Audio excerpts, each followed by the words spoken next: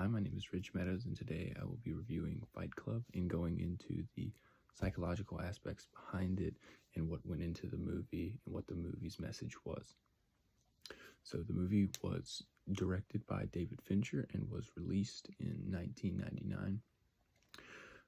The three main characters throughout the movie are the narrator, who is played by Edward Norton, Tyler Durden, who is played by Brad Pitt, and Marla, who is played by Helena Bonham Carter. So the movie's main psychological aspects are the narrator's depression, insomnia, and his dissociative personality disorder. So all three of those stem off of each other, and you kind of see the progression of them throughout the movie. And the way the movie starts is with the narrator in a job that just feels like it's a rinse and repeat cycle. Every day he goes in, he feels like he's a slave to capitalism and just begins to hate his life. And that's where the depression comes in. And the depression from then starts to form into insomnia, and he begins to lose sleep and not get sleep at all. And that further deepens the hole of him just hating his life and wanting to get out of the endless cycle.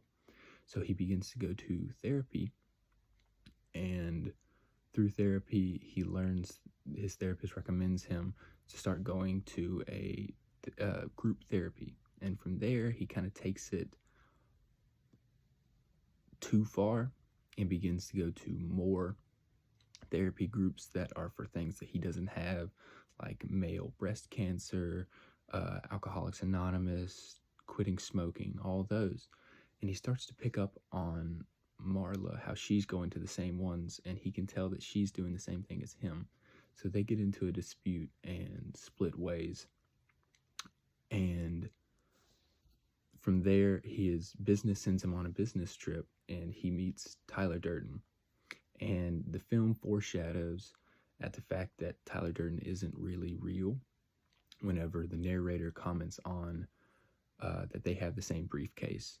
And that just shows that the mind can't really pick up on a different briefcase, so the mind just imagines his own briefcase. And so whenever the narrator gets back from his business trip, he notices that his apartment is burnt down. And so he has nowhere else to go, so he decides to call Tyler. And Tyler says that he can come live with him. And whenever he gets there, it's an old abandoned house, which also shows that the narrator wouldn't have enough money to subconsciously buy another house. So he labels an abandoned house that he's seen before as Tyler's house, since he doesn't have to buy the abandoned house and no one lives there. So he can just claim it as Tyler's house. And the two of them start to go out at night and fight. And other people pick up on this, and it starts to grow, and it becomes what they call Fight Club. And it starts out as a bunch of them getting together and fighting in a basement.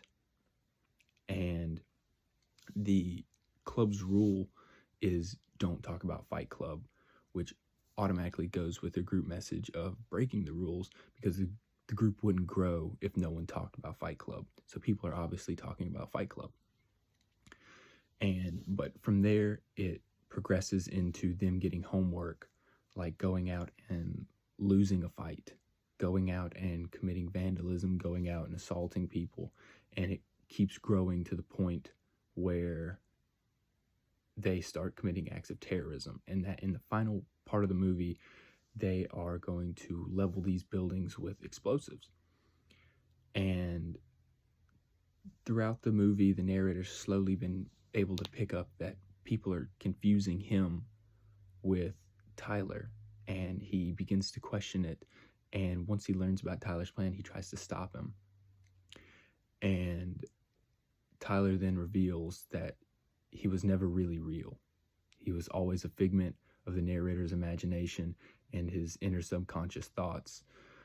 And from there, the narrator kind of kicks Tyler out, kind of comes to realization that he's in the wrong, that he never should have listen to those thoughts, never should have let them take over.